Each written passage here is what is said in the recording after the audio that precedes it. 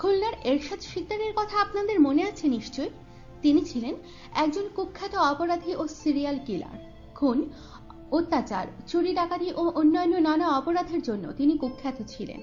কমপক্ষে ৬০ জন মানুষকে হত্যা করেছেন তিনি। হত্যার দায়ে তাকে মৃত্যুদণ্ড দেয়া হয়, যা ২০০৪ সালের মে মাসের ১০ তারিখে কার্যকর করা হয়।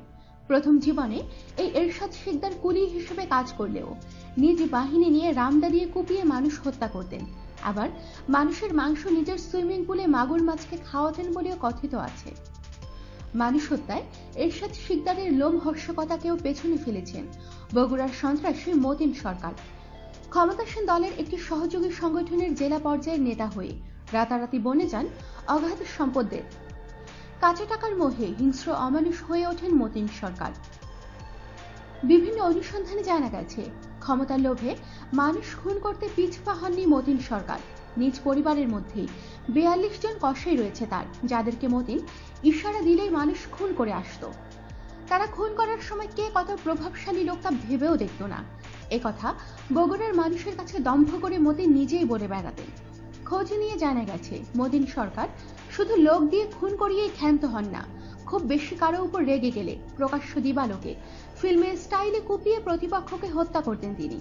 কয়েক বছর আগে বগুড়া শহরের মাটিঢালি মোড়ে আওয়ামী লীগের স্থানীয় নেতা শফিক চৌধুরী ওরফে পাগলা শফিককে প্রকাশ্য দিবালোকে আন্তর্জাতিক বাণিজ্য মেলায় কুপিয়ে নৃশংসভাবে হত্যা করে মতিন সরকার। এই হত্যাকাণ্ডে দায়ের করা মামলার ১ নম্বর ছিল মতিন, কিন্তু তাকে প্রশাসন শেল্টার দিয়ে রক্ষা করেছে। বগুড়া শহর যুবদলের সাবেক সাধারণ সম্পাদক আবু তালহা ঠান্ডুকেও নিজ এলাকা কসাই পাড়াতে দিনে দুপুরে হত্যা করে মতিন।